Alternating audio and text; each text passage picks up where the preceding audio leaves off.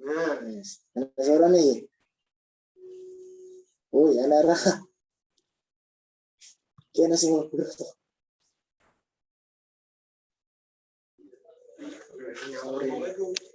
Waalaikumsalam. Salam.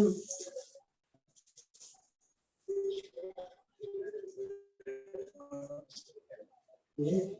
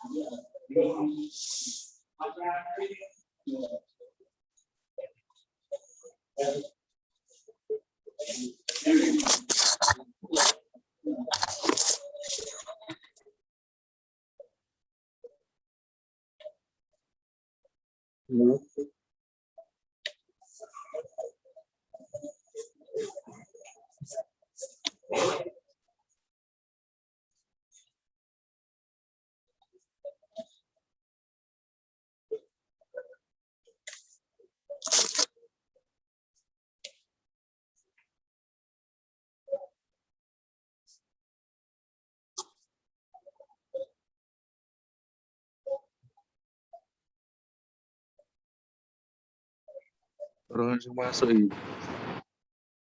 Iki krungu ra suaraku. Wis penak, enak pol kan.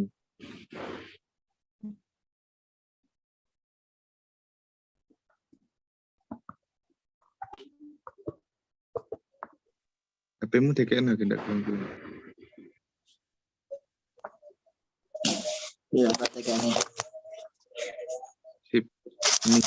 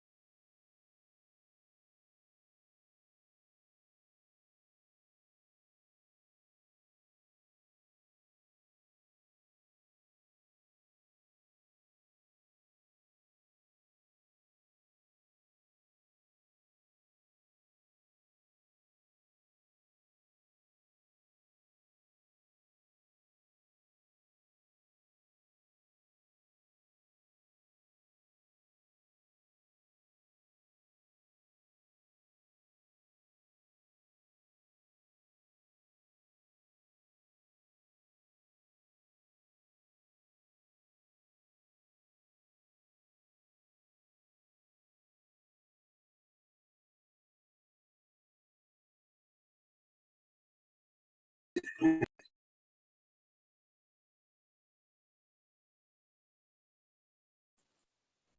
Assalamualaikum. Waalaikumsalam warahmatullahi wabarakatuh. Ya, teman-teman.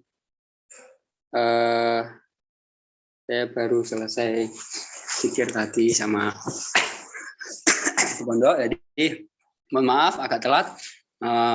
Kali ini Mas Anang wis masuk, Bung. Bentar, teman-teman.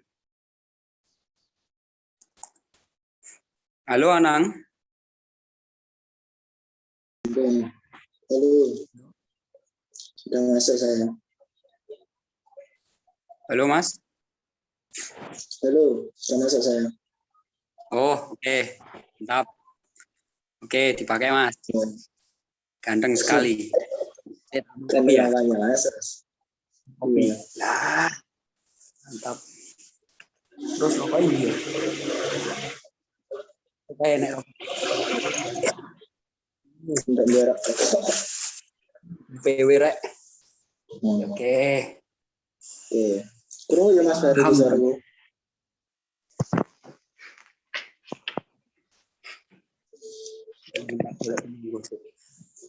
Mas Anang udah mungkin mulai mempersiapkan diri bawa Sambal. lapam,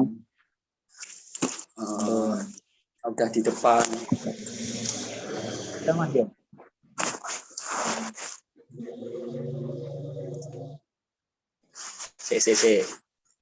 Set. Oke.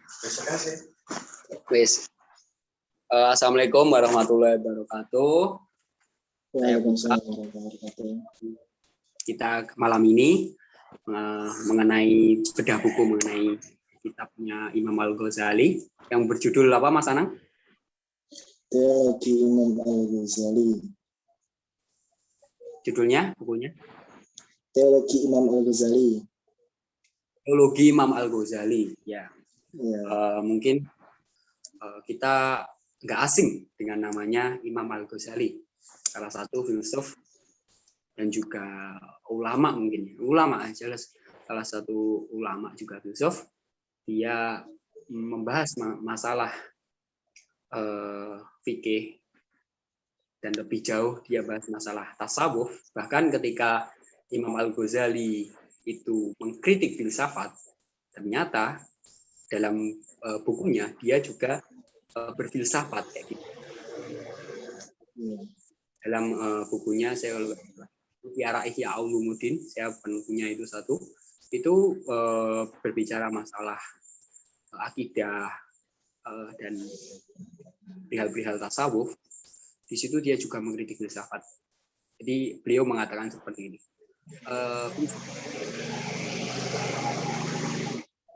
Keluar dari syara. Kayak gitu. Keluar dari syara. Saya pengen tahu syara itu apa. Saya searching Google, ternyata syara itu syariat. Jadi kenapa kok keluar syariat filsafat? Nah, setelah saya pikir-pikir, ini prediksi pemikiran saya yang sangat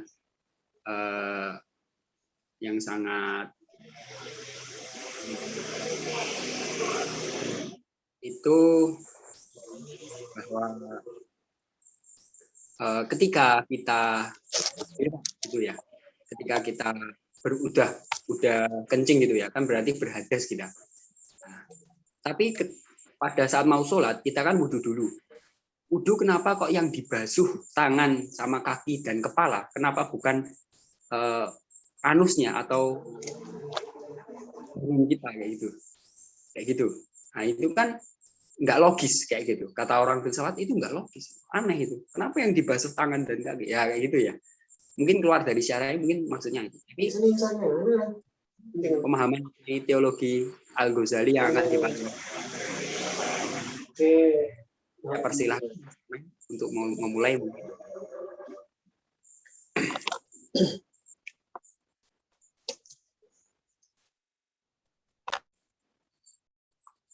Ya Mas, perkenalan dulu mungkin.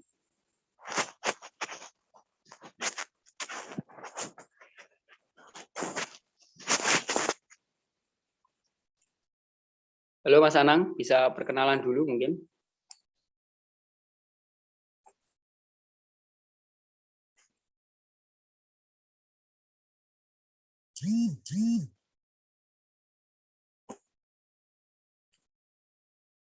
Mas Anang, halo.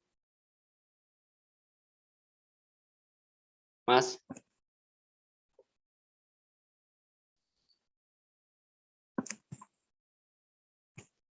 Mas Anang, halo. Halo, kedengaran ya? Gedang Dipati Oh iya. Kenalan dulu mungkin. Ya, Assalamualaikum warahmatullahi wabarakatuh. Perkenalkan, nama saya Anang Basyar Sultani dari jurusan Akidah Filsafat Islam. Rumah saya Kecamatan Rejutangan, Kabupaten Tulungagung, Jawa Timur. Mungkin perkenalannya cukup segitu saja, langsung ke biografi Imam Al-Ghazali. Ini slide selanjutnya, Mas.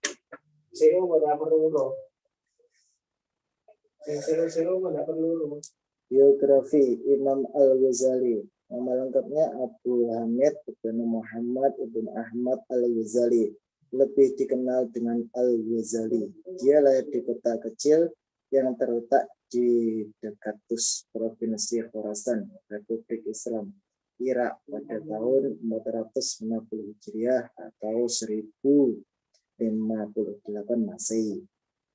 Nama awal Al-Ghazali ini berasal dari ghazal, yang berarti tukang menenun benang, karena pekerjaan ayahnya adalah menenun benang wol. Sedangkan Ghazali juga diambil dari kata ghazalah, yaitu nama kampung kelahiran Al-Ghazali, dan inilah yang banyak dipakai sehingga namanya pun dinisbatkan oleh orang-orang pada pekerjaan ayahnya atau kepada tempat kelahirannya. Ini kedengaran nggih? Dengar, Mas.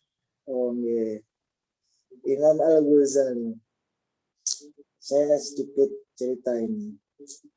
Dulu pada saat Nabi Isra Mi'raj itu menemui 3 orang jiwa. 3 jiwa itu yaitu Imam Al-Ghazali, Imam Abil Hasan Asy'adili, dan juga Syekh Abdul Qadir Al-Jailani. Dan di situ diberitahukan bahwa Nabi dawuh kalih Syekh Abdul Qadir, Syekh Abil Hasan Asy'adili, dan juga Imam Al-Ghazali. Ketika ditanya, namamu siapa? Lalu Imam Al-Ghazali menjawab, nama saya Imam Al-Ghazali. Lalu diberitahulah oleh Nabi bahwa ke depan kamu akan menjadi seorang yang kompleks dalam agama Islam, itu kompleks. Dan Syekh Abdul Qadir itu juga ditanya, siapa namamu? Nama saya Syekh Abdul Qadir Al-Jailani. Syekh Abdul Qadir Al-Jailani itu diberitahukan oleh Kanjeng Nabi bahwa dia akan menginjak pundak seluruh wali-wali di dunia, dan pundak Syekh Abdul Qadir Al-Jailani akan diinjak oleh Nabi. Dan untuk Syekh Abul Hasan Asy'adili, yaitu dia diberitahukan oleh Nabi bahwa nanti engkau akan menginjak kepala seluruh wali-wali di dunia, dan juga kepala Syekh Abul Hasan Asy'adili akan diinjak oleh Kanjeng Nabi. Imam Al-Ghazali ini kompleks sekali, kayak seperti menguasai segalanya dari agama Islam. Imam Al-Ghazali banyak sekali karyanya. Jika kita membaca karyanya yang bertajuk Ihya Ulumuddin, kita akan terbelalak betapa karya tersebut menegaskan dirinya sebagai seorang ulama yang kompleks dalam ilmu-ilmu keagamaan. Sementara itu, dalam Minhaj Al-Abidin, dia tampak sebagai seorang pengajur moral yang jak lestari. Jika kita menelusuri Kimia Al-Sa'adah, dia menampakkan diri sebagai seorang motivator. Jika Mukasyafah Al-Qulub kita tidak, tampaklah sang imam sebagai seorang sufi. Seperti itu, banyak kompleks sekali pemikiran Imam Al-Ghazali. Karena itu, Imam Al-Ghazali ditunjuk sebagai ulama yang kompleks. Seperti perkataan Nabi pada waktu Isra Mi'raj. Lalu kita mulai dari awal, kebertahapan menuju pemahaman tauhid dan urusan tingkatan dalam keyakinan. Menanamkan ilmu tauhid sebelumnya, Mas. Masih sebelumnya, surat ketiga. Sebelumnya, Mas. Surat sebelumnya. Surat ketiga, kebertahapan menuju pemahaman tauhid dan urutan tingkatan dalam keyakinan. Menanamkan ilmu tauhid beserta akidah kepada individu sejak masih kecil. Karena anak kecil punya rasa percaya kepada orang lain sangat tinggi. Kenapa begitu? Karena ketika kita berbicara kepada anak kecil itu tidak mungkin mendebat kita. Karena dia akan percaya langsung kepada kita. Karena anak kecil itu masih gampang percaya. Dan kita tanamkan terus menerus sedikit demi sedikit. Walaupun dia tidak paham, tapi lama-lama dia hafal.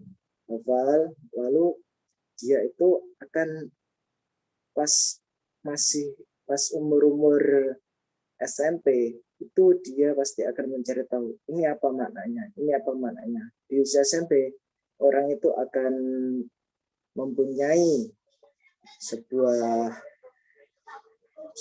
keingintahuan yang besar. Makanya dari situ kita harus menanamkan sejak masih kecil.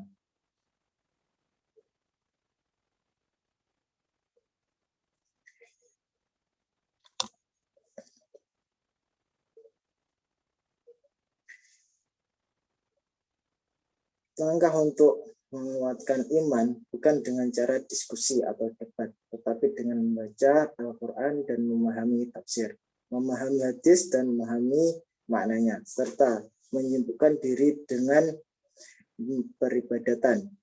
Hal tersebut diibaratkan merawat benih, yaitu menyirami benih sehingga tumbuh menjadi pohon yang bagus. Akarnya menancap ke dalam tanah dan daunnya menjulang ke langit. Diperumpamakan, akar itu ibaratnya di diri kita. Ilmu tauhid akan menancap di hati kita. Dan kita itu bisa usul kepada Allah ke atas. Karena Allah tempatnya di atas. Seperti itu. Lanjut, surat keempat.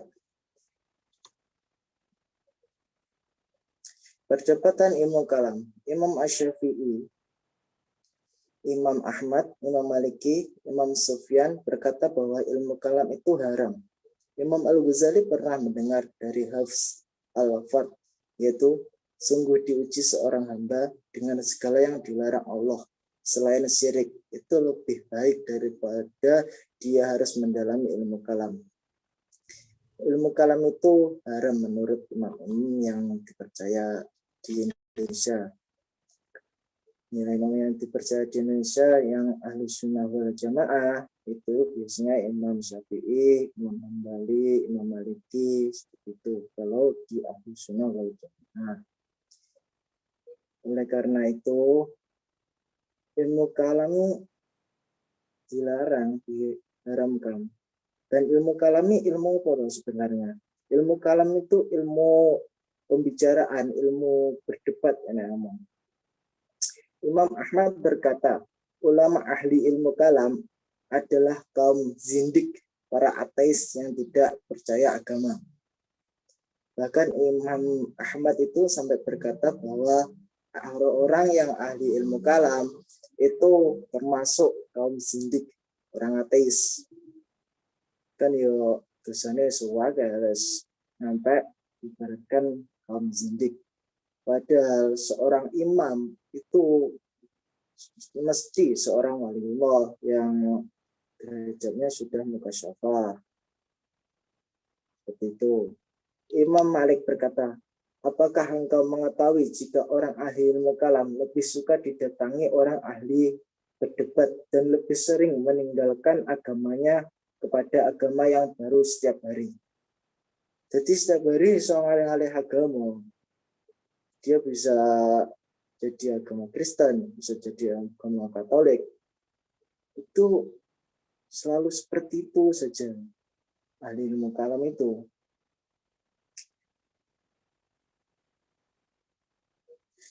Kenapa hal ini tidak diperbolehkan? Kenapa ilmu kalam tidak diperbolehkan? Karena banyak orang yang bersikap dulu atau israf atau berlebihan. Menurut kaidah lain, ilmu kalam itu yang haram, yang membuat dirimu menjadi ujub, riak, sombong. Jadi wong sing ahli ilmu kalam biasanya sombong. Wah, aku lagi iso. Wah, aku iso. Aku lebih menang daripada orang baik. Merasa bahwa dirinya itu mempunyai ilmu yang sangat tinggi, mempunyai ilmu yang nggak bisa ditandingi oleh orang lain. Padahal ilmunya itu masih didik bawah, seperti debu lah kenapa? Karena ilmu Allah itu kalau lautan itu digunakan sebagai tinta, itu tidak cukup untuk menulis ilmu-ilmu Allah. Seperti itu. Dan sekarang ada yang memperbolehkan ilmu kalam. Karena kenapa diperbolehkan? Karena kalau di Islam sendiri tidak ada orang yang ahli ilmu kalam, Islam bisa saja tergerus oleh zaman. Karena tidak bisa menguatkan tentang agama Islam.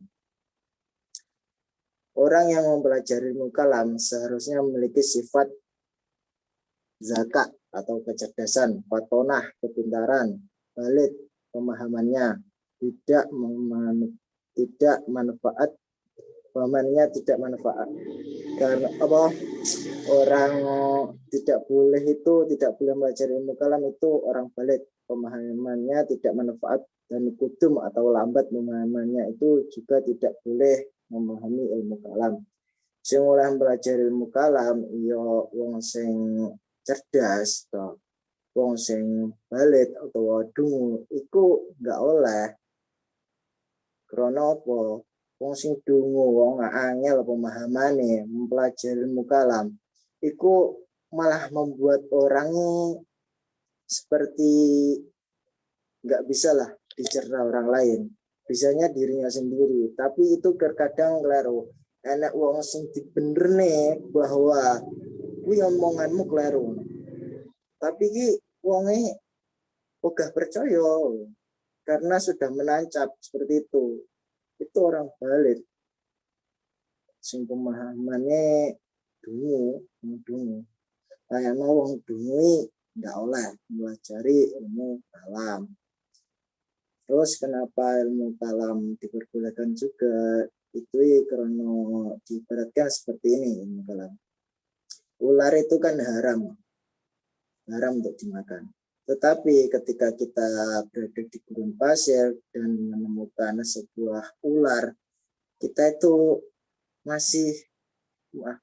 itu merasa kelaparan.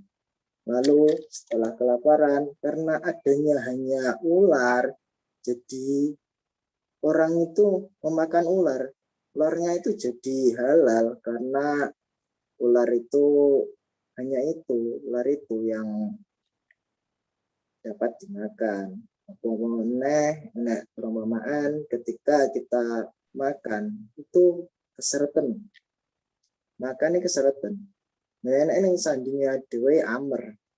Ini sandingnya dhewe minuman keras yang beralkohol, yang memabukkan. Nah, timbangane dhewe meninggal itu boleh loh meminum itu Amr itu. Tapi dalam syarat ikui kepepet tenan atau nenek ikui tok. Larang kepepet, ora usah gula liyane ae. Soalnya iku yo haram asine. Seperti itu. Lanjut ke hakikat dan syariat. Syariat merupakan ungkapan untuk sesuatu yang gaib. Hakikat adalah ungkapan yang batin.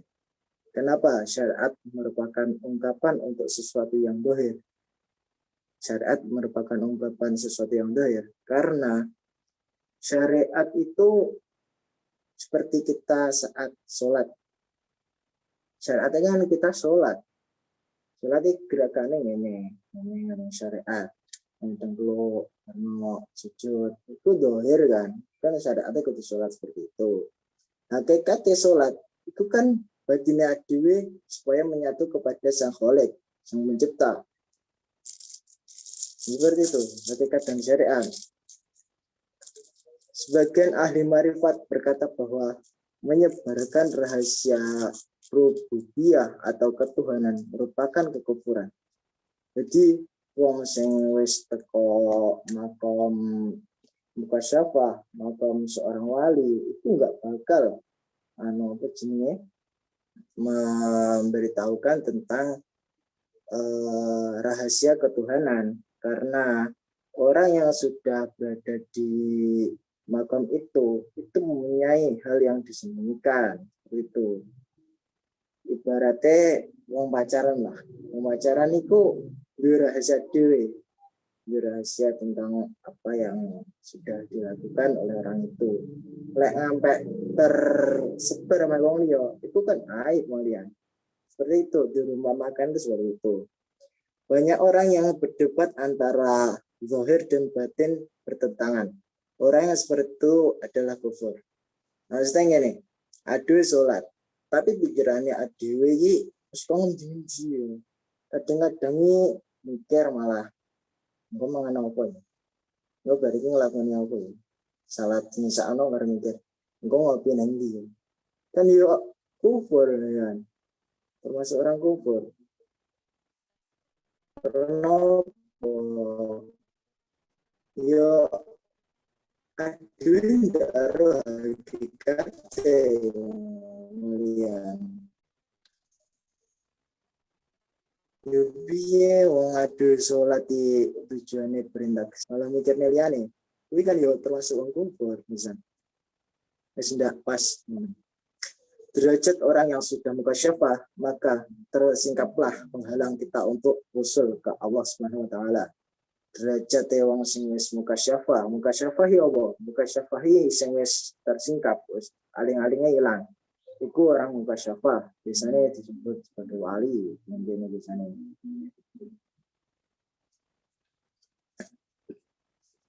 Biasanya ya lek wong biasa-biasanya nih wong kadang tusul yang ini sih seneng melakukan hal-hal biasa, yo melakukan itu saya senang. Soalnya apa? Yo adewe iki sing duwe nafsu-nafsune gede, beda karo wong mukasyafah, wis iso usul, iso karo pangerane tenanan ngono.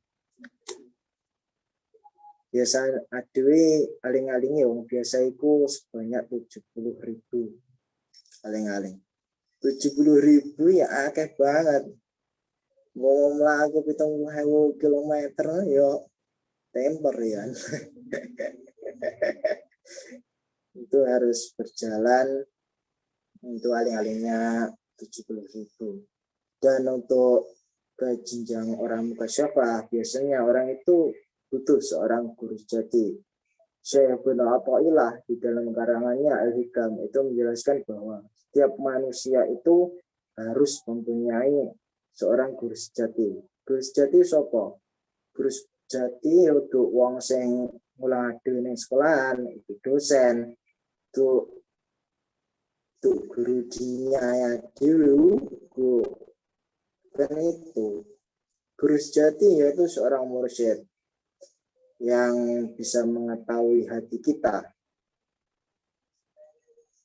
Syaikhul Qadir juga ada guru sejati itu. Jadi yo kudu nduwe mursyid wong sing urip ning dunya. Karena apa? Guru sekumpul nanti dawuh. Orang yang paling bahagia di dunia yaitu orang yang sudah mencapai derajat makrifat. Jadi wong ning dunya iku kudu teko derajat makrifat, mengenal pengiran dengan serius seperti itu. Ketika tingkatan orang mukasyafah sudah tinggi, pasti mereka mengetahui hal-hal yang gaib yang tidak bisa dicerna oleh orang umum. Jadi orang mukasyafah ngerti hal-hal yang gaib-gaib. Roh ini enek jin, enek opo, ngertos wong sing mukasyafah derajate. Biasanya disebut wali orang mukasyafah itu. Ya seperti itu orang mukasyafah. Nabi menjelaskan tentang Allah hanya yang dohir. Nabi tidak menjelaskan yang batin. Walaupun Nabi tahu, Nabi hanya memberitahu yang dapat dicerna oleh orang umum. Seperti Allah, kudrah atau kekuasaan.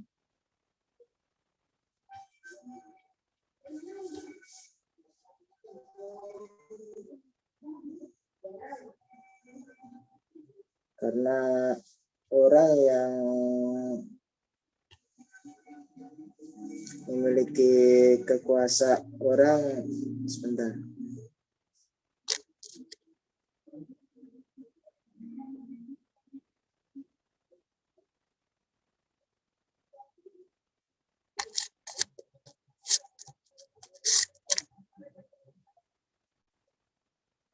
Sudah kedengaran belum?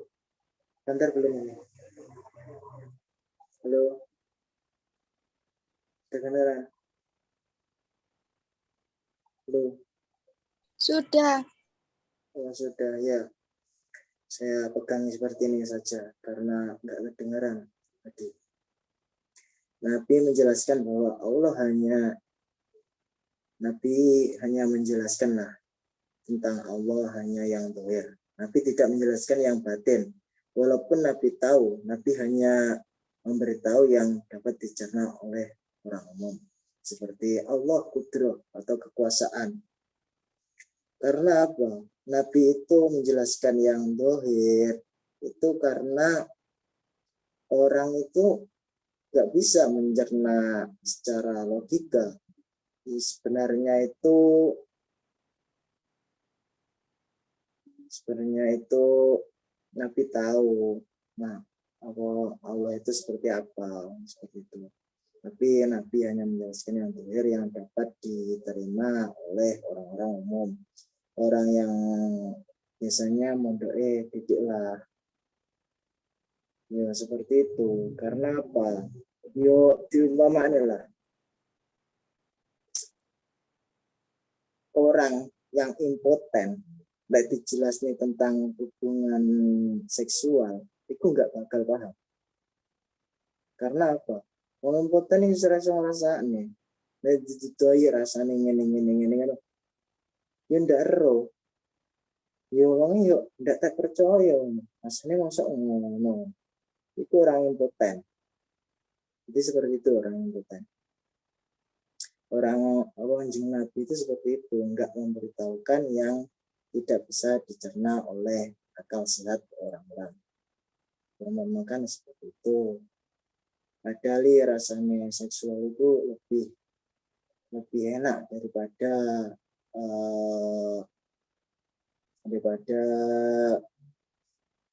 sebuah makanan.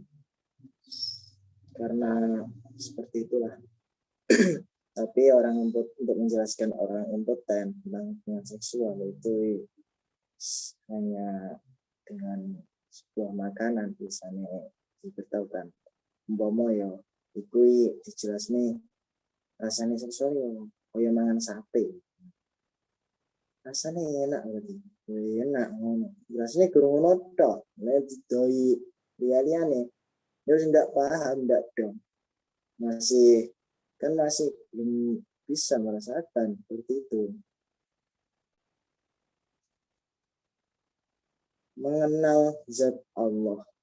Satu, mengetahui dan mengenal wujud Allah. Wujudnya yaitu cahaya di atas cahaya, yaitu nur ala nur, cahaya di atas cahaya. Manusia tidak mampu mengetahui rupanya langsung. Sekarang hanya bisa mengibaratkan. Misalnya gue ibarat nih. Ibarat nih Allah itu seperti apa? Oh, langsung yuk. Aduh tidak iso, soalnya aduh masih mempunyai hijab sebanyak 70.000. 70.000 ini bukan nominal kecil, tapi nominal besar. 10.000 itu. Kayak no aduh lagi kudu di mursyid seperti itu. Karena lek mursyid, aduh sebagai murid ya, sebagai santrinya. Mursyid itu ibarat kacamata. Kacamata yang mengantarkan aduh so ngertos pengiran. Hijab 70.000 mursyidnya seperti plus 70.000 seperti itu. Senengnya mursyidnya kudu roh santri ini pikir nang boten. Ya lembutan ngertos ini jenenge mursyid-mursidan. Bukan kurus jati yang hak. Dia hanya mengklaim dirinya sebagai mursyid seperti itu. Lalu idam terdahulu. Allah itu terdahulu. Kenapa kok terdahulu? Karena sebelum terciptanya sesuatu pasti ada yang mendahului. Begitu. Seperti halnya saya ibaratkan komputer. Komputer itu pasti ada yang menciptakan. Yang menciptakan itu yang terdahulu. Yang terdahulu itu menciptakan komputer. Yang terdahulu siapa? Ya manusia. Manusia menciptakan komputer. Karena itu malah ada komputer. Seperti juga kita. Kita itu punya Tuhan. Dan Tuhan itu menciptakan kita. Tuhan itu adanya sejak zaman azali. Bahkan sebelumnya sudah ada Tuhan itu. Lalu bakok. Bakok itu kekal. Allah itu kekal. Sampai soal duit mlebu surga neraka kekal. Mangga enten Allah itu. Enggak mungkin sing nyiptakne iku bisa meninggal. Diperumpamakan lek Gusti Allah iku meninggal. Berarti aduwe bergerak piye? Aduwe ndonga meh sapa? Jadi Allah iki kekal. Aduwe ndonga saiki umpama ndonga saiki terkabul sok ning cucune dhewe. Ya iso terkabul ya. Kayane Allah iki kekal. Cucune dhewe sik iso ndonga, cicite, canggahe. Wis ngampe ngasor-ngasore sik iso ndonga. Bukan mbah-mbahe sik iso ndonga. Kayane Allah iki kekal. Itu menyucikannya dari keberadaannya sebagai jauhar. Jadi Allah disucikan keberadaannya sebagai jauhar. Jauhar ibarat sebagai materi yang bisa mewujudkan dirinya. Tuhan itu bukan jauhar yang terbatas pada suatu tempat. Dia Allah enggak terbatas di sesuatu tempat. Karena Allah itu bukan jauhar. Jauhar itu kayak materi momo koco. Koco anake gur neng kono ning nggon cendela kocoe. Ndak iso ngalih. Lah ono Allah itu suci dari jauhar. Allah itu bukan jauhar. Seperti itu. Lalu suci dari kejiseman. Jisim ya, jisim ini raga. Jadi Allah ini enggak nek ragane. Bukan renek, tapi enggak iso diumpamakan sebagai raga. Ragane aduh ndak roh. Krana sing ngerti Gusti Allah ya Allah dhewe aduh sik ditutup. Aduh orang diberitahukan bagaimana wujud Allah seperti itu. Jadi Allah itu bukan jauhar dan juga bukan jisim. Allah itu tidak bertubuh, yang tersusun dari jauhar-jauhar. Ketika Allah bukanlah jauhar yang tertentu dengan suatu tempat, maka Allahnya juga bukan jisim. Kan seperti itu. Jauhar-jauhari material yang tersusun jadi jisim. Seperti itu. Material kecil-kecil susun-susun lalu jadi sebuah bentuk seperti itu. Jadi Allah itu kan seperti itu, nggak berjisim. Suci dari keberadaannya sebagai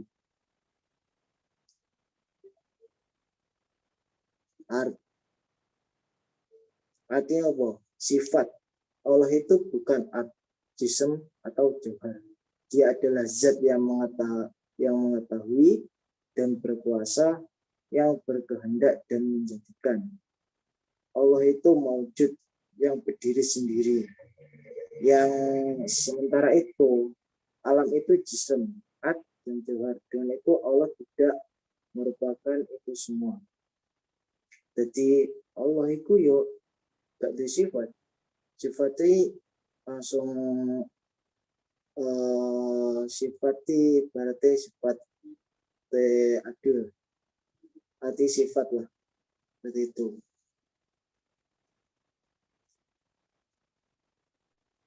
Dan mengetahui bahwa Allah Maha Suci zatnya dan ketentuan pada arah. Allah itu menciptakan arah kita karena Allah Maha Suci. Nah, dia dicipta nih untuk mengetahui kebesaran Allah, dicipta nih rohara.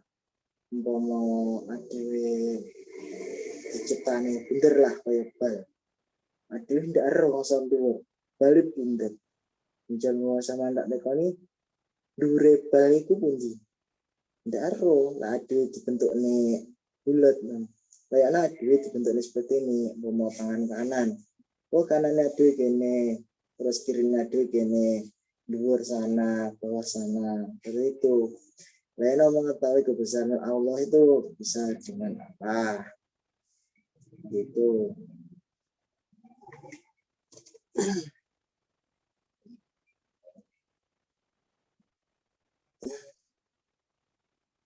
Lalu istiwa atau bersemayam. Mengetahui bahwa Allah itu bersemayam di atas arsy dengan arti yang dikehendaki. Jadi kuiki koyo ibarat lah yang nama. Ada enggak roh arsy artinya yang dikehendaki Allah sendiri. Ada enggak roh Allah, karepe Allah. Karena di manusia hanya hamba, bukan seorang kekasih dan juga bukan seorang keluarga sanak saudara. Adui hanya hamba yang meminta kepada Allah. Adui tidak tahu keinginan Allah, tidak tahu sebuah sir itu rahasia Allah ya, adui tidak roh. Seperti di dalam Al-Quran itu, semastawa ila sama'i wa hiya dukhon. Kemudian dia menuju langit dan langit itu masih berupa asap. Langit dia asap. Nah terus arsy itu seperti apa?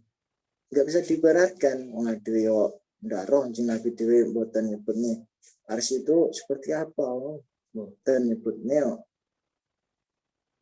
Yo kuwi makane arsy itu yo nggak roh ade. Arsy itu jarene ning dhuwur, tapi hadis Nabi itu ada yang berbicara bahwa Hajar Aswad adalah tangan kanan Allah di bumi ini. Hajar Aswad ana ngesol. Lah Allah ning dhuwur. Dia mau dibarani. Angel tidak masuk nalar. Karena Allah itu maha segalanya. Kayak aduh iki hanya roh sebatas ini tok. Tidak roh rahasia-rahasia Tuhan. Rahasia Tuhan itu banyak sekali. Allah penglihatan. Mana mungkin orang yang berkuasa tidak mengetahui apapun. Dia maha mengetahui segalanya. Jadi Allah mengetahui segalanya. Umpama adewe nyiptakne komputer, nyiptakne komputer wong harus jelek pinter tentang komputer. Soalnya apa? Ada iso ngutak-atik komponen-komponen ini iso. Mau roh iki enek sing kleru. Iya dibenakne seperti itu carane. Layakno Allah itu maha mengetahui. Aduhnya punya roh Gusti Allah. Nang jinjir roh ngertos. Layakno aduh ndak iso bertindak semaunya dewe. Lah aduh bertindak semaunya. Ya mlebu neraka ya kuwi. Konsekuensinya seperti itu. Lalu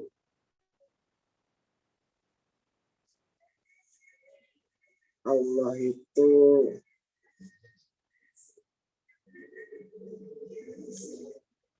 wahdaniyah, keesaan. Allah itu hanya satu. Kan ada kata-kata la ilaha illallah, ora ana pangeran kang mujud kang hak disembah kejaba Allah. Allah tak sing hak disembah. Dikane ndak oleh. Dan yo enek kata-kata sing mengartikan la ilaha illallah, ora ana pangeran sawiji pun kang urip sing hak disembah kejaba Allah. Ku yo ada orang yang mengartikan seperti itu. Kenapa? Yo ulama salafi akeh pengertiannya itu banyak sekali. Wong ojo lah terpaku pada satu hadis lah nama. Terkadang enak uang sing ceramah terpaku satu hadis. Kadang-kadang hadis kalender. Kadang-kadang kalender lah hadis. Diwaca nih lalu berbicara. Lalu didebat seperti ini dengan dalil lain dia tidak mengetahui. Kan yo goro seperti itu. Yo jadi wong kudu fleksibel, kudu roh sing tenanan di lek atune ade ndak menguasai sesuatu tentang hal tersebut yo sanggar meneng ae, ndak usah akan ngomong seperti itu. Lalu ke slide selanjutnya Mas.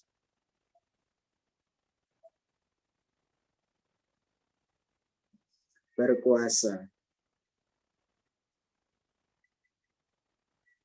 Seperti kan tenunan yang baik tidak mungkin diciptakan oleh orang yang tidak menguasai. Seperti halnya Allah itu menciptakan kita. Menciptakan kita aduh apik ciptaan pengiran. Jadi pengirannya maha berkuasa menciptakan, maha berkuasa menghentikan kehidupan kita. Seperti itu. Allah itu maha berkuasa atas segalanya, seluruh dunia dan isinya. Dari alam malakut, dari alam nyata di sini, itu Allah berkuasa atas segalanya. Karena Allah itu yang menciptakan. Begitu. Ibaratnya yang mau sepertikan tenunan yang baik tidak mungkin diciptakan oleh orang yang tidak menguasai. Wong itu ahli menenun, itu nggak mungkin bisa nyiptakne tenunan senapi, berdiri rapi, nggak mungkin. Karena Allah berkuasa. Lalu mengetahui, mana mungkin orang yang berkuasa tidak mengetahui apapun, dia maha mengetahui segalanya. Jadi Allah maha mengetahui adanya apa ya mengetahui yang semua. Lalu hidup, mana mungkin ketika ada kehidupan tapi dia mati. Allah maha hidup kekal abadi. Jadi sampai itu Allah itu tetap hidup. Mau Allah meninggal, aduh ya mesti gak enak. Allah itu kekal, dari zatnya kekal banget. Aduh, Allah zatnya Allah kekal. Aduh ndak iso, mau bayangin, pengiran ndak iso.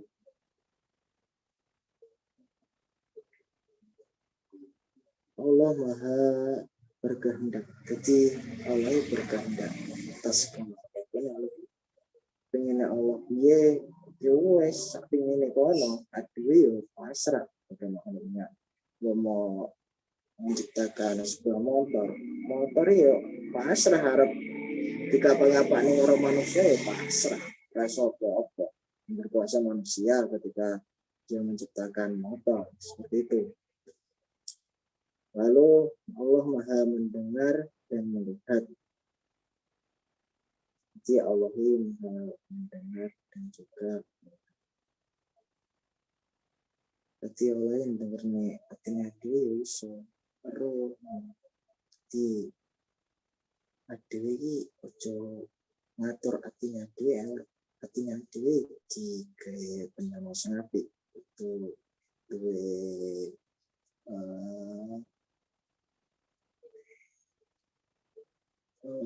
artisnya apik lah penyamu apik nggak oleh bayang wong lain wana jenenge seorang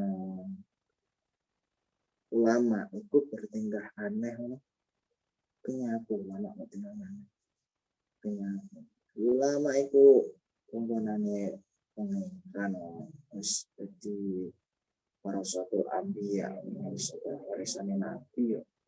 Jadi ulama ini ngerti apa sing di ini ngerti ini caranya ngerti karena duwe pemikiran dewe tadi ada nggak oleh berbicara aneh-aneh enggak boleh ya itu. Lalu kepada berbicara Allah ini malah berbicara namun kan Allah ini nggak bisa bicara nggak mungkin karena apa Allah itu maha bicara. Bagaimana cara mengetahuinya? Allah bisa berbicara kepada Nabi. Masih surat Mi'raj kan bisa bicara dengan Nabi. Karena Allah yang maha bicara juga. Allah yang maha segalanya. Tinggal dewi Allah maha itu juga. Tinggal dewi. Lalu kekodiman kalamnya dan sifat-sifatnya serta sucinya dari kebertempatan watis itu yang baru, kodim itu yang lama. Jadi Allah itu kebiasaan enak, nggak mungkin diperbarui ya Allah, nggak bisa diperbarui. Allah terus kemudian nggak kenal Allah berubah apa nggak bisa. Allah itu yang mengetahui itu. Lalu kekodiman ilmu Allah. Ilmu Allah ya janil sana ketika Allah ada. Tapi yang diturunkan di bumi itu ya seperti ini. Ya berdak, ya ragur jadi. Ya ndak semuanya ilmu Allah diturunkan ke bumi. Karena diturunkan di bumi kabeh manusia satu saja nggak mungkin otaknya bisa menampung ilmu Allah yang sebanyak itu. Yang diceritakan bahwa ketika lautan dan samudra itu air lautnya dijadikan tinta dan menuliskan ilmu Allah itu tidak akan cukup sama sekali seperti itu. Lalu pokok ke-9 ini irodah atau berkehendak. Allah itu sejak zaman azali sudah berkehendak apa-apa sing adil lakoni hasilnya harus ditulis di Lauhul Mahfuz. Judulnya adil sopono harus ditulis di Lauhul Mahfuz. Ini rasa tak mikirnya pun judulnya harus ditulis. Ini ada percaya bahwa Allah Maha berkehendak ya. Iya caranya. Aduh tidak berkehendak dia. Iso ngatur awake dhewe. Menganggap diri kita Tuhan itu salah. Kenapa? Adewe nggak iso ngatur kapan adewe akan BAB ya kok buang air besar, itu bingung BAB. Jadi adewe nggak iso, seperti itu nggak iso. Kabeh jenis diatur oleh Allah. Seperti itu. Pokok ke-10. Orang berilmu tanpa ilmu samalah dengan orang kaya tanpa harta. Jadi orang berilmu kudu duwe ilmu tenan. Ndak oleh ndak ilmu tenan. Enak wong ngaku berilmu tapi wongnya nggak iso. Akeh saiki sing ngene ngono. Gayane sok-sokan maju ngene. Iki lho carane ngene. Kadang ngene kosong lho putu. Nyuguhi wong sing berilmu tapi tanpa ilmu. Kaya wong pamer sugih, tapi wong ora duwe duwe. Ya ngono, apa wong sugih pameran kan duwe, kalau omongane besar tapi dia itu enggak mempunyai uang sama sekali, enggak mempunyai harta. Itu. Kadang saya juga enak uang pamer, aku sugih. Selalu duit kuat. Lah kok utangan kabeh? Itu apa-apaan itu?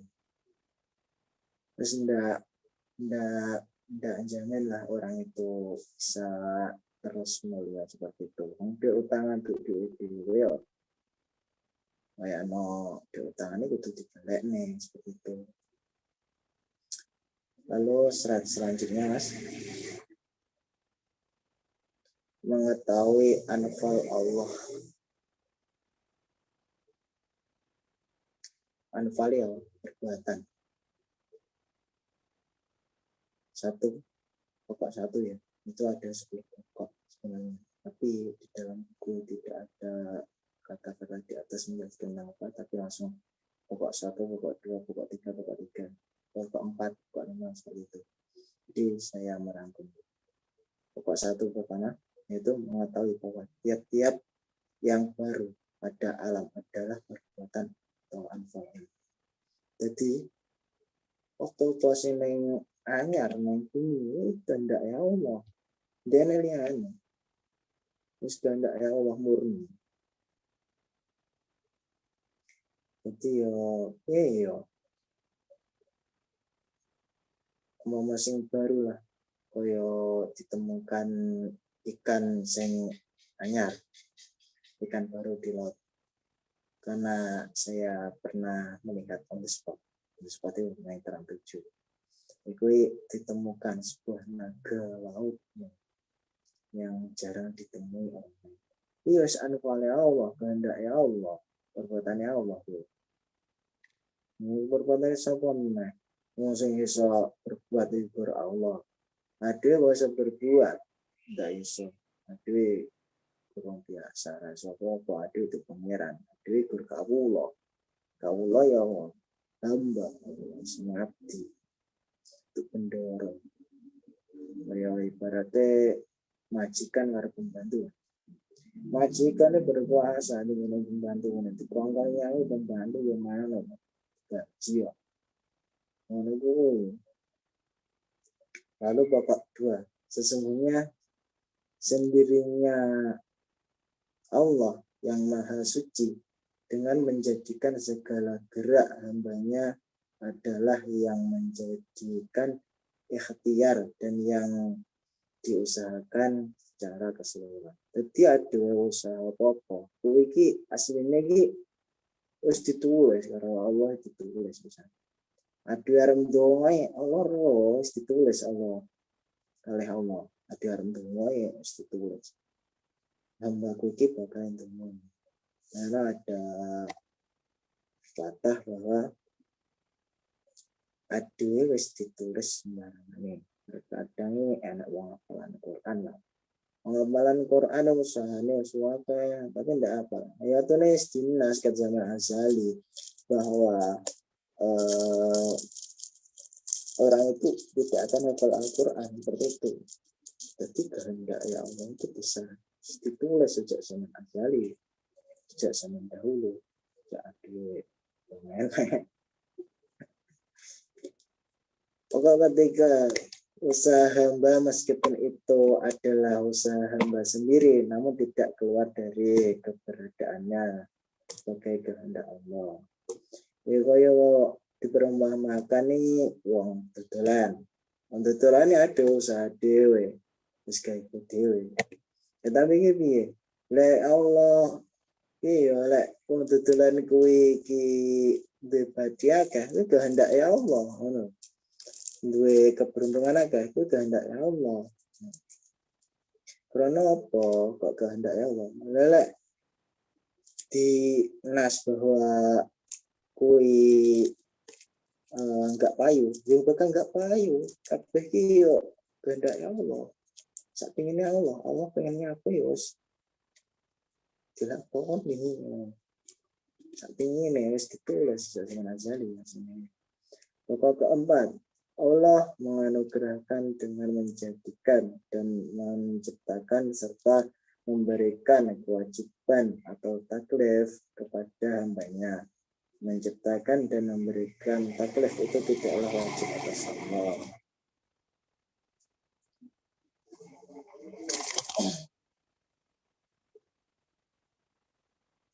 Allah itu taklif kewajiban. Allah itu sebagai pendorong atau kewajiban adil apa? Beribadah kepada Allah. Wajib. Tapi iya adil ini aku ngerti bahwa adil ini hanya seorang hamba. Dan pokok keenam, Allah berhak memberikan penyiksaan dan pengazaban makhluknya tanpa ada dosa yang terdahulu dan tanpa pahala yang akan datang.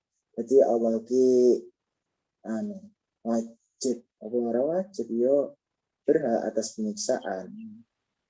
Lalu pokok kelima, pokok keenam, pokok kelima. Allah tidak menyuruh makhluknya melakukan sesuatu di luar kemampuannya. Jadi Allah enggak sesuatu di luar kemampuannya. Kayak manusia pemimpin ya iso. Jadi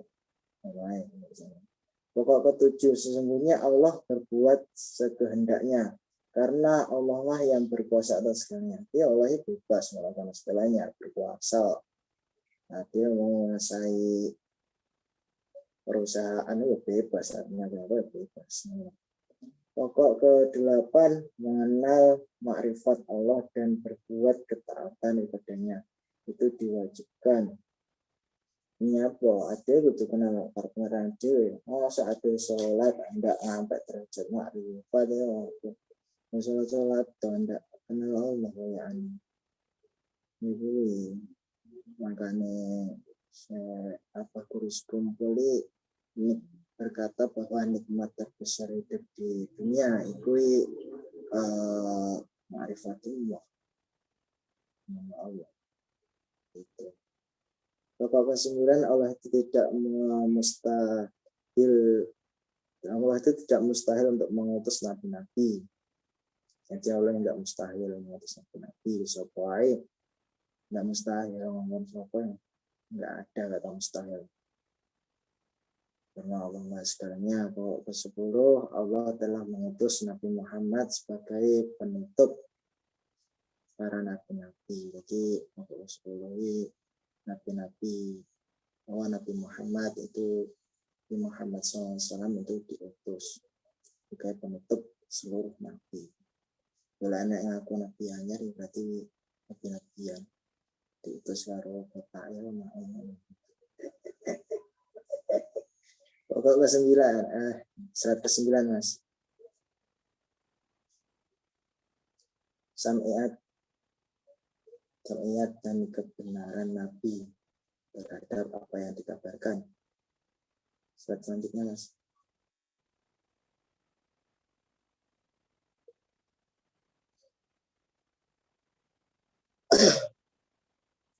Pertama, kebangkitan dan pengumpulan. Tolong Mas, slide selanjutnya.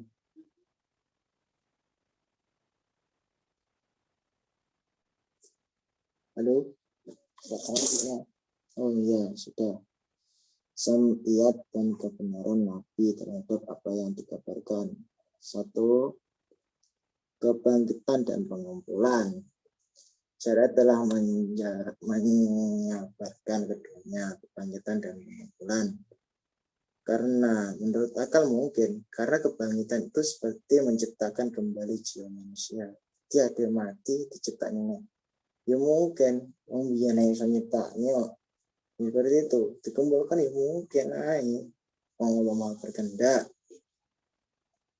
Lalu kedua yaitu pertanyaan dari malaikat mungkar dan nakir. Ini Nabi tahu jelas ini dalam hadis. Itu bakal ditakoni malaikat baru ketika kita sudah meninggal. Kayak Umar pernah bertanya kepada Nabi, ya hei Nabi, apakah saya akan masih bersifat seperti ini ketika saya sudah meninggal? Lalu Nabi menjawab, iya, kamu akan seperti itu. Kan itu sudah menjelaskan bahwa di sana itu akan ditanya oleh malaikat mungkar dan nakir. Lalu azab kubur. Azab kubur yo panggahana. Nabi ya rana azab kubur. Azab kubur dibenarkan nantinya. Karena tidak mungkin orang yang melakukan kesalahan tidak dapat azab. Azabnya kat mati oleh azab. Tentunya oleh azab. Wah enak wong tekon terkadang. Lah aku orang melakukan kesalahan apa-apa kok bisa oleh balaknya apa. Terkadang tanggane adewe melakukan kesalahan tapi adewe kesababan kaya adewe kumpul karo wong sing lakulannya wangi ade ya kesababan wangi seperti itu. Nah terkadang kesalahan tangga itu ya mempengaruhi adewe itu. Lalu timbangan amal perbuatan. Amal perbuatan pasti ditimbang. Cara ditimbang penak men aku yang ngelakukan itu saya enak yang ngelakukan itu. Nah, kudu ditimbang apa? Endi sing apik endi sing elek, apot sing apik apa apot sing elek seperti itu.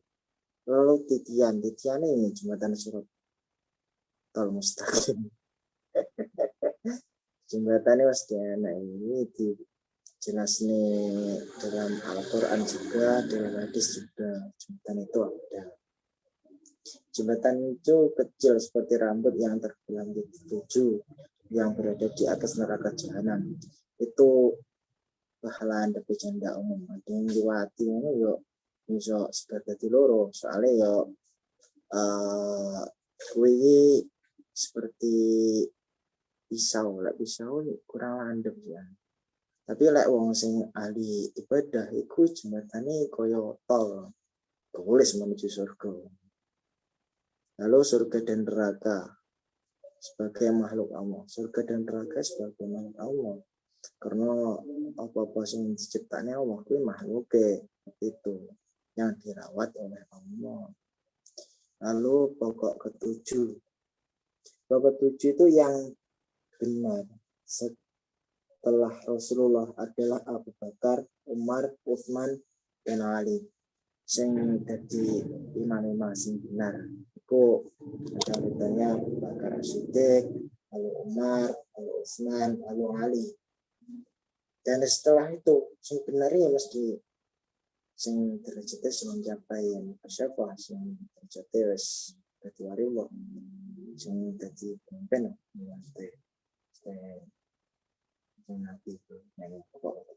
Lalu pokok ke-8 bahwa keutamaan para sahabat itu berdasarkan nama urutan dalam memegang kepemimpinan khalifah, karena hakikat keutamaan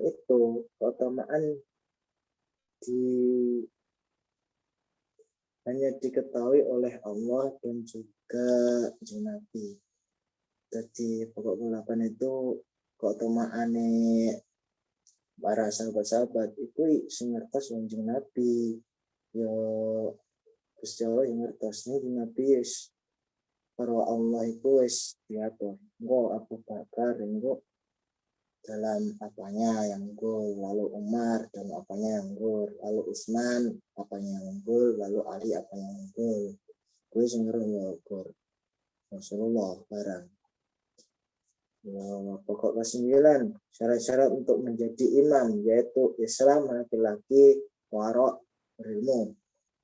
Setelah itu harus mendapatkan kepercayaan masyarakat. Nanti orang yang jadi imam, jadi pemimpin, gue itu ya kudu duwe ilmu, orang-orang duwe ilmu, wah bahaya pemimpin, rusak negara ini, nggak mungkin. Jadi ujung ilmu, ilmunya dia ya aku orang tadi turun tahu tadi pemimpinnya bangsa negara, nggak tadi presiden aku ngomong. Agak ke-10. Jika tidak ditemukan orang yang mempunyai kriteria untuk menjadi imam, kriteria sing tak sebutnya maulah. Kuiki carilah orang yang mendekati kriteria itu. Jadi kudu berkumpulnya masyarakat, dikumpulnya di kriteria sing nyedeki karo nggih mau. Itu roh ya. Itu dikumpulnya masyarakat. Mau dipilih seperti tujuan mereka dan itu sudah dikabulkan. Mungkin cukup itu penjelasan dari saya. Kalau ada kurang lebihnya saya maaf. Monggo saya serahkan ke moderator. Ya, makasih Mas Anang Basyah. Sama-sama Mas. Keren sekali ya tadi pembahasannya. Saya lebih cenderung melihat gini Mas, saya mau tanya ini. Ya. Atau apa ada tulisannya Zat Allah itu di teologi Al-Ghazali di bukunya ini, pembahasan mengenai Zat Allah. Mengenai tentang zat Allah itu ada, tapi itu berupa dalil. Saya lupa dalilnya itu. Gimana? Saya lupa dalilnya, soalnya bahasa Arab tadi. Dan Arabnya itu banyak banget itu, yang zat Allah itu. Oh, soalnya kalau saya pernah dengar hadis itu jangan memikirkan tentang Zat Allah. Benar. Kalau sifat Allah itu juga itu enggak apa-apa. Kalau menurut saya tadi pembahasan mengenai Zat Allah itu sifat Allah mungkin ya. Masuk sifat Allah. Ya mungkin gitulah. Enggak apa. Oke, mungkin teman-teman Zoom mungkin ada yang bertanya atau mungkin ada yang menanggapi, dipersilahkan. Videonya dibuka ya. Aku tadi itu. Kalau teman-teman ada yang bertanya atau menanggapi silakan.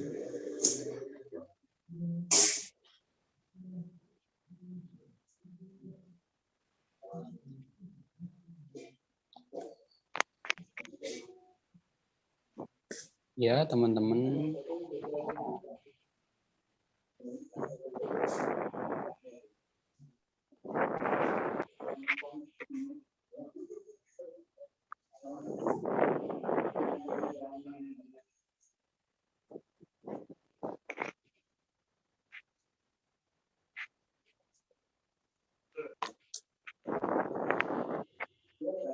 Mas penalti yang rekannya menjawab.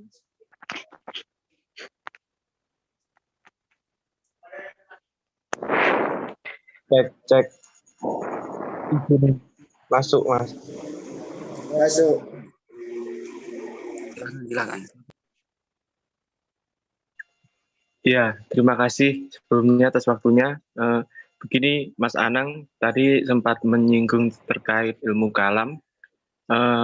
Jadi begini, pada dulu waktu masa kekhalifahan Umar dan Ali bin Abi Thalib yang pada puncaknya itu di perang Siffin melawan Muawiyah bin Abu Sufyan, pasca arbitrase itu kan memunculkan berbagai sekte-sekte seperti Syiah, Khawarij, Jabariyah, Qadariyah, Mu'tazilah, Murji'ah, dan lain sebagainya. Itu kan dalam termasuk aswaja ya, itu kan dalam itu kan yang saya tanyakan langsung saja, ini perbedaan antara akidah dan ilmu kalam? Mungkin itu saja Mas moderator, terima kasih. Ya mungkin pertanyaan dari Mas Rinaldi itu Mas Anang Basyah, silakan ditanggapi. Oke, baik, saya tanggapi ya. Ilmu kalam ini ilmu perdebatan, ilmu ngomong, kalam. Nah, ilmu akidah bisa kita dewe atau sunnah jamaah dewe tadi yang masih berakidah berakhlak. Mas speakernya mungkin agak dekat ya, kok nggak dengar ya? Sudah dengar Mbak? Iya ya. Iya. Seperti ini Mas. Kan yo antara kalam, ilmu kalam dan akidah itu. Ilmu kalam mau perdebatan, no. Ilmu akidah ilmu akhlak dewe, akidah dewe. Seperti itu kan harus beda atau ilmu kalam ya kudune yuk debat-debat ngono kae, debat tentang hal-hal kadang-kadang tidak penting, kadang-kadang hal yang tidak kita ketahui seperti zat Allah kan ya tidak oleh mendapatkan hal seperti itu. Nah, akidah yo akidah dewe. Iya, akidah Islam ya kudu salat, berakhlak baik, kudu takdim marang tua, takdim marang guru, kan seperti itu Mas Nadi. Ada tanggapan?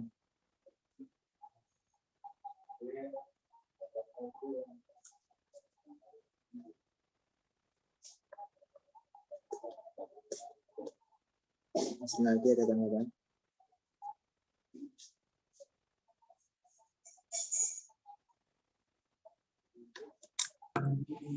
Mas Rinaldi, itu jawaban dari Mas Anang. Mungkin bisa mungkin ada tanggapan lain.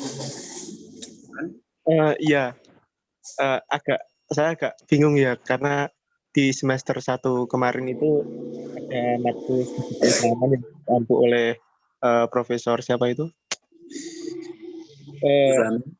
Ya, Profesor Muzamil. Itu di situ membahas berbagai aliran-aliran kalam dan di situ termasuk Aswaja, Qadariyah, Jabariyah, Mu'tazilah dan lain sebagainya itu. Nah, iya dan seperti yang saya katakan tadi perbedaan antara ini akidah dan ilmu kalam itu agak masih gimana ya? Kalau saya itu menangkapnya masih belum terlalu menemukan benang merahnya gitu loh, Mas.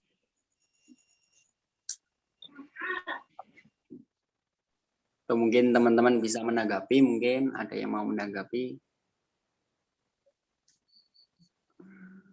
Kalau saya sendiri yang menangkap tentang ilmu kalam itu sebagai ilmu perdebatan itu, ilmu berbicara. Kalam itu adalah suara kita. Kalau tersusun satu lafaz itu sebagai kalam. Kalau akidah itu sebagai langsung gimana? Akidah itu yuk kan yuk salah. Terkadang yuk enak sih.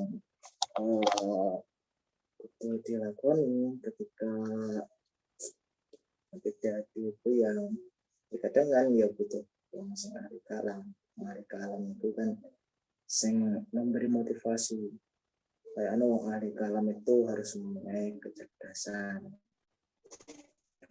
harus mempunyai kepemahaman. Nah, orang sing goblok nggak dapat percaya, kemudian orang sing angel dalam pemahaman.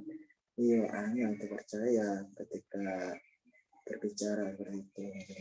Kalau Mas Morris mengetahui nggak apa ini diberitahukan yang lain, ada tanggapan lain.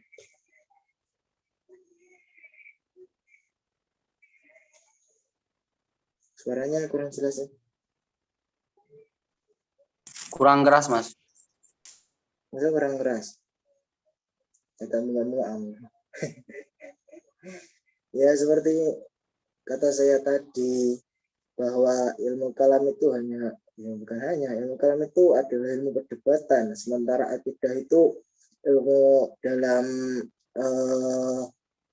ilmu dalam beribadah tanpa ilmu akhlak lah akidah dewe. Ya, dia kudu ngatur akal gak dhewe. Ilmu kalam ilmu debat. Ala digabung nih debat dengan akidah yo iso banget. Soalnya apa? Yo kadang-kadang debat digabungnya dengan ilmu kalam. Debat digabung dengan akidah.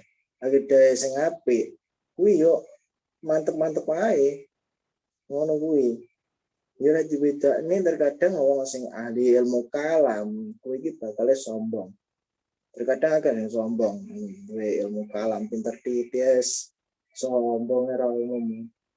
Lek ana wong ahli ilmu kalam kuwi enggak oleh sombong. Seperti itu. Kalau ada teman lain enggak apa-apa, tapi di dalam apa jenis buku teologi Al-Ghazali itu dijelasin ngene.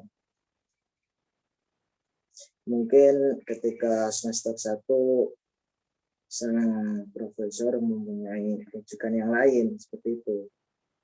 Kelas profesor kan ya akeh rujukannya. Nah, mungkin mahasiswa rujukannya kan mungkin sing dibahas teologi yang Al-Ghazali. Jadi yo sing menjadi acuan ya dari sini seperti itu. Kalau ada tanggapan yang lain, enggak apa-apa kalau ada mempunyai rujukan yang lain tentang itu. Monggo. Iya, Mas, terima kasih. Mungkin cukup itu saja ya, saya kembalikan ke moderator. Ya, terima kasih. Mungkin belum puas atau gimana teman-teman? Ada yang mau bertanya, menanggapi lagi pertanyaan dari Mas Renaldi, perbedaan mengenai ilmu kalam dan ilmu akidah. Teman-teman.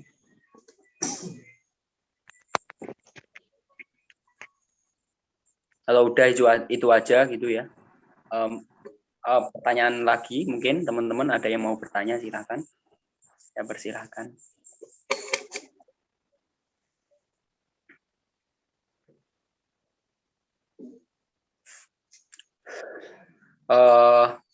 Belum ada ya. Nanti kalau ada langsung itu ya. Buka speakernya gitu ya. Gitu. Aku mau menanggapi Mas masalah akidah dan ilmu kalam. Saya juga kurang mengerti ya mengenai ilmu kalam sendiri ya. Cuma sepengertian saya gitu, ilmu kalam itu menyangkut kalau dalam perdebatan itu ya, itu kan harus logis, bisa diterima akal dan tidak doktrin, bersifat doktrin ya gitu. Kalau memang sifatnya seperti itu, berarti ilmu akidah kan berpijak pada doktrin yang gimana semisal saya mau wudhu berarti harus menuruti kaidah-kaidah dalam syariat ya gitu ya. Semisal aku berperilaku tertentu itu aku harus menurut pada ajaran tertentu. Nah, kalau ilmu kalam sendiri, kalam ya berarti kan tulisan gitu ya, atau mungkin lebih kepada melogisasi tulisan-tulisan kalam-kalamullah kayak gitu ya, atau seperti apa kayak gitu, aku juga kurang paham, tapi bisa dipelajari nanti kayak gitu ya. Ada yang bertanya mungkin? Belum ada? Monggo yang bertanya. Tadi ada bahasanya ideologi Imam Ghazali. Kalau nggak ada yang bertanya, kita tutup. Saya mau bertanya, Mas.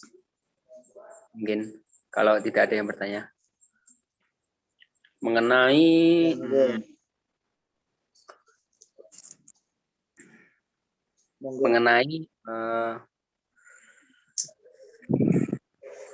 Tuhan tadi tempatnya di atas, Mas tadi bilang gitu. Tidak dengan hajar aswad yang di bawah, tapi kan di atas. Gitu. Aku kan sedikit bingung gitu. Kalau di Quran kan bilang Tuhan di aras, gitu. Ada juga yang dalam beberapa ayat bilang kok Tuhan itu lebih dekat dari urat nadimu gitu. Lebih dekat dari urat lehermu gitu. Dalam ayat apa itu lupa saya. Terus ada yang bilang kayak gini juga di dalam Quran. Ayat itu apa lupa itu. Surat Az-Zariyat yang pasti. Surat Az-Zariyat itu mengatakan bahwa Tuhan itu mengetahui apa yang kamu lihat, tapi kamu tidak mengetahui melihat Tuhan ya gitu. Bisa melihat. Iya. Terus gini, Tuhan di dalam atau Tuhan di luar kayak gitu. Atau dia meliputi itu. Jelaskan Mas Iwan. Ya, saya jelaskan. Dari awal ya, Tuhan itu ada yang menjelaskan bahwa berada di atas arsy, tapi juga ada yang menjelaskan bahwa Tuhan itu lebih dekat kepada kita di Allah dibanding dengan urat di leher kita. Itu kan, itu ibaratnya rasa cintanya Allah itu dekat berarti Tuhan itu mencintai kita. Tapi ya kadang-kadang enggak terus. Kayak apa pembuktiannya kok Tuhan itu cinta dewe? Lah dia loh sing rezeki, dikae urip ngene iki. Ya mereka Tuhan cinta dewe ya. Enggak mungkin Tuhan ra cinta dewe. Lah benci dewe saiki diajurne ade. Itu permohonan orang yang sedekat itu. Lalu Tuhan berada di atas arsy. Itu seperti sebuah majas kan. Koyo kata-kata syair itu yang mengetahui tentang hal itu ya Allah sendiri. Ada yang ndak roh. Terkadang itu ada bingung. Ada yang ndak roh apa-apa. Karena ada sebuah ayat itu menjelaskan bahwa iki pas zamane Nabi Musa. Nabi Musa itu ingin melihat Allah. Lalu berbicara kepada Allah, ya Allah, kula pengen ngertos panjenengan. Tapi oleh Allah diberitahukan bahwa kamu itu belum kuat, tidak kuat melihat aku sekarang. Seperti itu. Nah Allah dijawab seperti itu. Layakno adeliki durung iso mbela Allah. Durung kuat. Sekelas Nabi ya durung kuat. Ora ada. Kan bisa Nabi kan zaman dulu kan berbicara toh. Belum melihat secara langsung, tapi juga ada Nabi yang bisa melihat Allah secara keseluruhan. Itu Allah masih menyembunyikan dirinya di sana karena Allah tidak menampakkan dirinya. Lah dewe ditampakne wujude ya. Adewe iki kaya bakal senyum-senyum sendiri lah namanya. Senyum-senyum sendiri. Karena Allah itu zatnya sangat agung. Mau ada di dalam neraka, Gusti Allah. Enggak mungkin kerasa enak namanya. Oh bahkan ada seorang ulama itu berbicara bahwa aku supe namanya asmane ulama itu berbicara ketika kita berada di surga tapi tidak ditemui oleh Gusti Allah, surga seperti hamba, nggak ada rasanya apa-apa padahal di sana banyak kesenangan. Tapi ketika kita nggak diketahui, nggak diperlihatkan wujud Allah yang asli, itu hamba. Seperti itu. Ya, Allah itu belum menunjukkan dirinya. Itu. Ya kadang-kadang ada mau ditunjuknya lah. Merokok yang ini. Ada mesti pelong dan penting ngelakukan apa-apa. Yang wilayah sir atau rahasia atau alam goib enggak ditunjuknya dewe.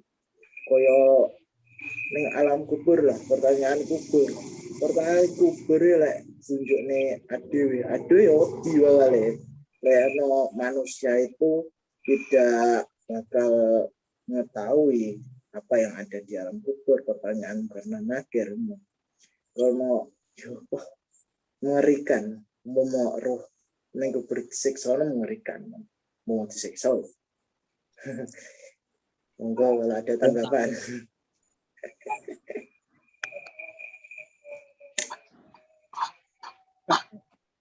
Assalamualaikum. Waalaikumsalam. Perkenalkan perkenalkan nama saya Muhammad Khalid Novianto. Saya dari Unisda Lamongan, Mas. Ya, Saya dapat Ya. undangan. Ya, saya dapat undangan dari sahabat Nafis. Nah, ini kan membahas soal pada temanya itu membedah buku teologi Al-Ghazali. Saya pernah mendengar bahwasanya pernah melihat dan mendengar dari perkataan orang bahwasanya Al-Ghazali pernah mengkhawatirkan pada seseorang yang belajar filsafat. Khawatirnya dalam hal akan menjadi seorang yang ateis ataupun orang yang tidak percaya dengan Tuhan.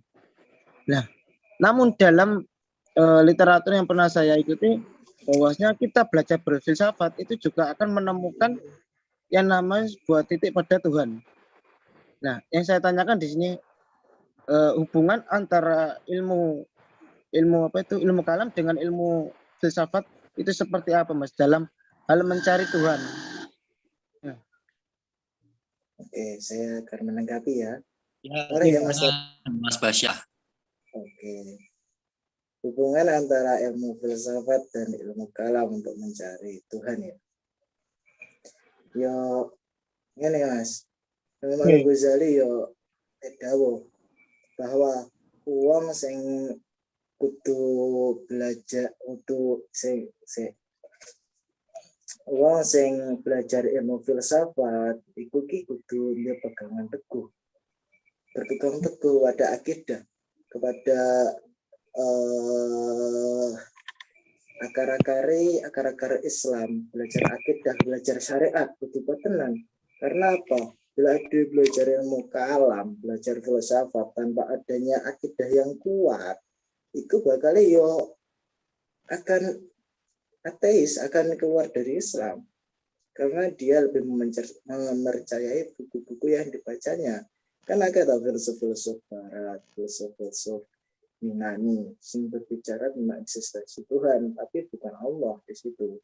Dan itu irasional, bisa dicerna dengan akal. Lalu hubungan antara ilmu kalam dan juga filsafat mencari Tuhan berada pada ketika akidah kita kuat dan kita belajar secara rasional tentang kejeruan-kejeruannya ada yang belajar filsafat, lalu ilmu kalamnya kita kuat yang perdebatan, itu bisa menemukan titik di mana perdebatan itu akan menumbuhkan rasa cinta kita kepada Allah. Seperti itu. Tapi pembahasannya yang rasional, terkadang bahasanya yang tidak rasional. Seperti itu. Jadi adewe kudu mempelajari akidah yang kuat banget. Terkadang belajar filsafat ini malah meletri, malah kok agama lain. Terkadang ya enak orang yang nggak percaya Quran ini lah enak belajar filsafat. Kayak ada belajar filsafat itu kudu duwe pegangan teguh, lalu berbicara tentang ilmu kalam itu kepada temannya itu lalu tukar pikiran tentang Allah itu sifat-sifatnya, tentang bagaimana cara mencari Allah.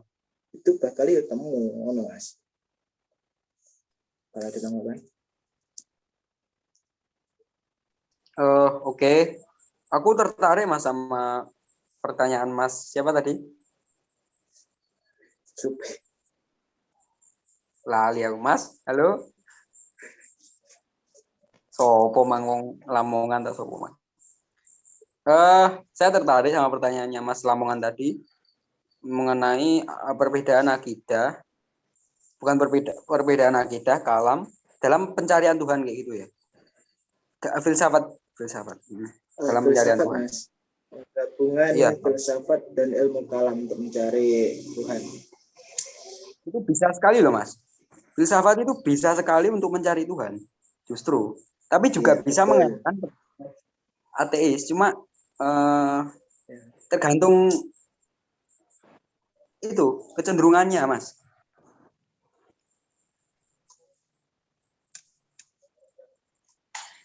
kalau saya bisa menanggapi yo. Kalau pakai Iya, rasio Mas. bisa, cocok logi bisa. Kayak cocok logi ini. Sandro filsuf zaman Yunani ku atom yang Demokritos bahas masalah atome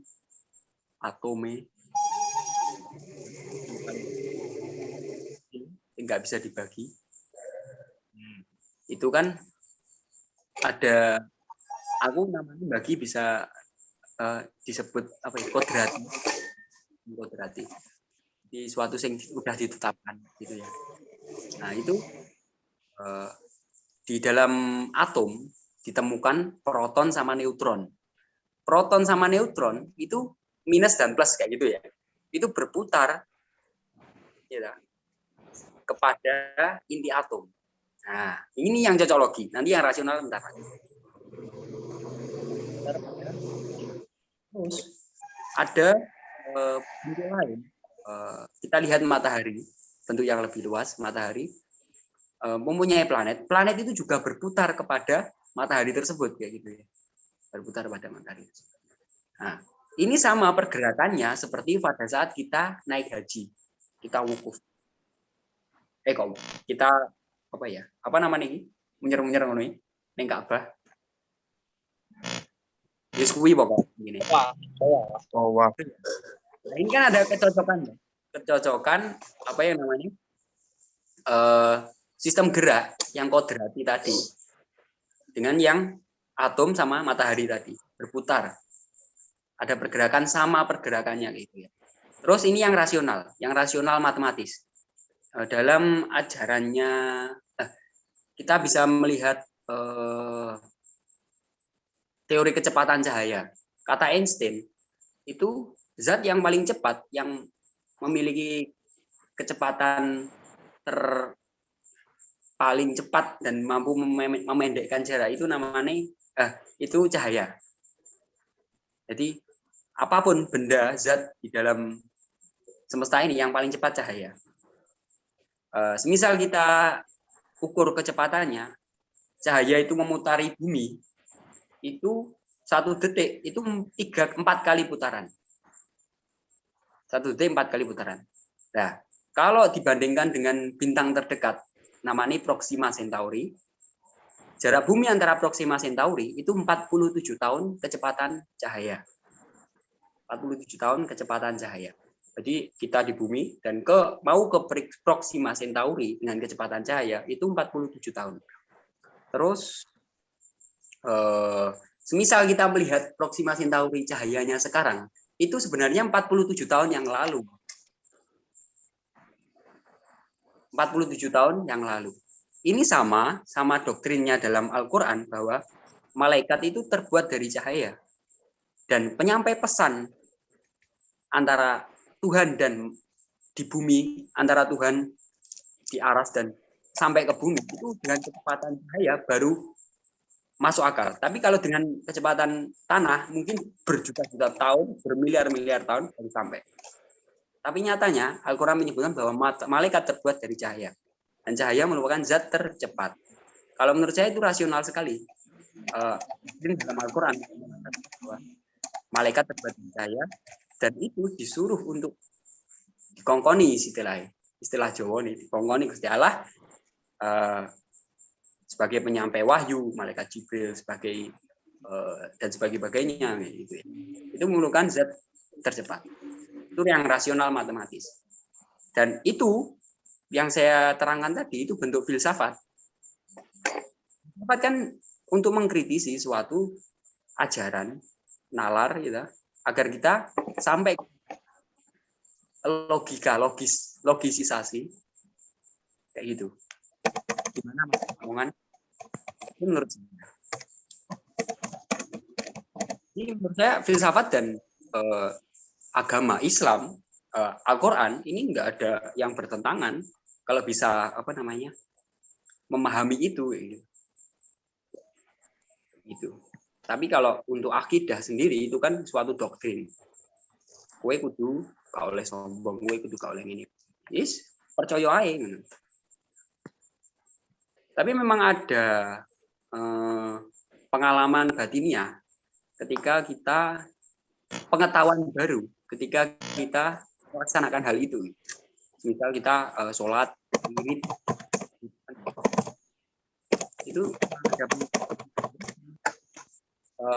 itu nggak bisa dinalar. Namanya dalam filsafat namanya hati, perasaan itu apa namanya, lupa saya. Intuisi. Rasional sama satunya apa? Intuisi. Intuisi itu. Intuisi. Benar, intuisi. Intuisi. Kayak gitu. Nah, intuisi itu yang dilalaikan oleh orang-orang barat. Makanya orang-orang barat cenderung kepada rasionalitas. Nalar aja.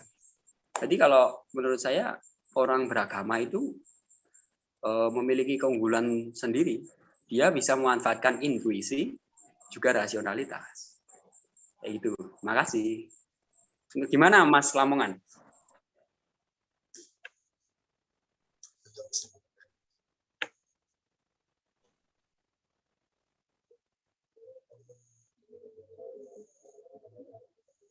Mas Lamongan? Belum di mute itu. On mute. Mas Lamongan, halo. Gimana? Atau ada yang menanggapi dari audiens lain?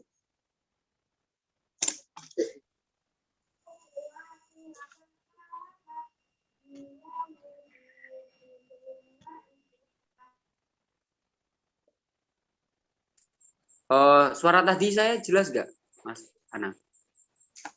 Jelas Mas tadi suaranya. Oke. Mungkin teman-teman ada yang mau menanggapi atau bertanya lagi pada Mas Anang, silahkan. Atau mungkin Mas Anang udah lelah, mau mengakhiri, atau mungkin teman-teman mau bertanya dulu, silahkan. Saya manut moderator, saya nggak punya hak di sini. Kalau lelah Mas, cuma takut kan? Oke teman-teman, ada yang bertanya silahkan. Iya, mana sama nama. Rinaldi, tanggepi, tak tekok neh. Halo. Tak nambahi sithik ya Mas. Iya, Terkait Mas. filsafat sebagai pengesahan doktrin agama. Memang benar yang dikatakan jenengan tadi Mas moderator Mas Ferdian, bahwa filsafat itu semacam dalam doktrin sendiri itu terdapat implikasi filsafat. Dalam Al-Quran itu disebutkan afala ta'qilun, afala ya'qilun dan lain sebagainya. Nah, yang itu implikasinya mengarah kepada filsafat. Kemarin ketika gerhana bulan, blood moon, bulan merah, itu saya rasa zaman dulu pada saat mitosentris, pada era Yunani kuno, mitosentris itu bulan itu kan dianggap ada sebuah dewa yang ketika bulan tersebut separuh itu ada dewa tersebut sedang melahap si bulan itu. Nah, tapi ketika dari mitosentris berpindah ke logosentris, mulai munculnya filsafat, dewa-dewa itu tidak dianggap maneh ngono. Jadi kayak tak bisa dipercaya. Tapi tidak rasional banget loh. Dan itu ketika kemarin pun saya menyaksikan sendiri bahwasannya bukti bahwa bumi itu bulat seperti yang dikatakan dalam Al-Quran, ternyata benar. Dulu waktu era Yunani kuno ada satu filosof, siapa saya lupa, yang membuktikan bahwa bumi itu bulat lewat gerhana bulan. Ya. Nah, ketika antara sinar matahari melewati umbra dan penumbra atmosfer bumi, itu kan terlihat jelas di situ bahwa bayangan bumi itu terlihat jelas di bulan. Artinya apa? dulu waktu mitosentris tidak terbukti dengan jelas karena ya semacam doktrin tidak piye ngono Mas. Dan saya rasa benar terkait bahwasannya akal itu memang diperuntukkan manusia untuk berpikir yang implikasinya pada filsafat. Mungkin itu saja Mas. Masih.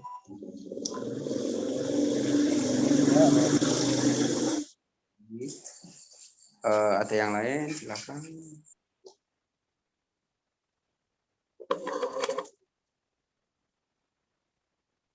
Ya mungkin itu ya, karena udah jam 9 juga. Mas Anang kelihatannya udah ngantuk juga. Ditutup Mas Anang ya? Iya. Mas Anang kurang ngopi gimana? Mas Anang. Iya, orang ngopi, warkop tutup anak PP apa? Satpol PP apa? Tapi Dek Gandrung itu nggak ono gerbekan loh Mas. Iya, tapi aku rane gandrung iki. Oh, yes. Yes, mungkin itu dari saya. Kalau ada kurang lebihnya saya mohon maaf. Wallahul muwaffiq ila aqwamit thoriq. Wassalamualaikum warahmatullahi wabarakatuh. Saya serahkan kepada moderator untuk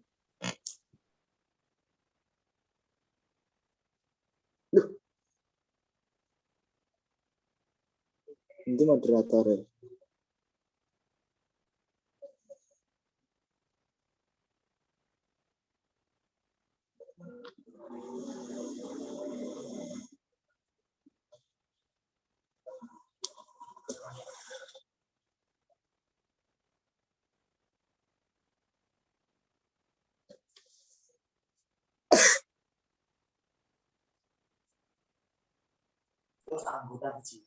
Udah ya? Tutup ya? Ya, Oke. tutup. Ya, keluar batas waktu. Asik kok oleh kebablasan aja jelasnya jane iso luwih tuwun tapi yo mengingat waktu ini teranjang banget iso 2 jam lebih lah ini mau menjelasnya secara runtut kabeh itu bisa 2 jam lebih, bisa sampai 3 jam lah. Mau tak singkat-singkat kok yo tanggal 12 aja nih. Ngomong apa, Cok? Telo. Mungkin lain waktu Mas ini diskusi offline itu. Iya, enggak apa-apa, monggo. Ya. Yuk, los. Monggo Mas Popo Morris. Oke. Udah ya Mas, ditutup. Ditutup ya? Mas Anang? Ya, ditutup. Oke. Allahumma sholli ala sayyidina Muhammad wa ala ali sayyidina Muhammad. Terima kasih teman-teman udah mau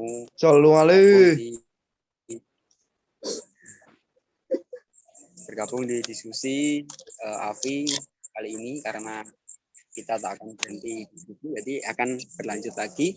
Mungkin di lain waktu ada pemantik lain dan juga materi-materi lain yang keren-keren juga. Makasih Mas Basya tadi udah memantik acara ini, mau meluangkan waktu. Iya, sama-sama. Assalamualaikum warahmatullahi wabarakatuh. Waalaikumsalam warahmatullahi wabarakatuh. Mas Ferdian ini mau ceritane endorse toh. Endorse Oppo ya.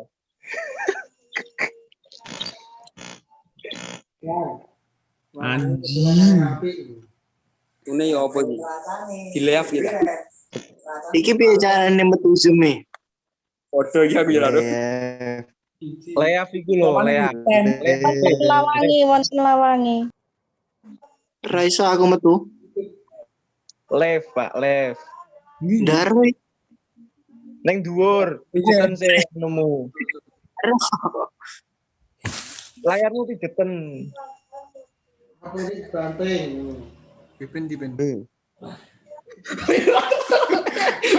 Jarang laptopnya dibanting.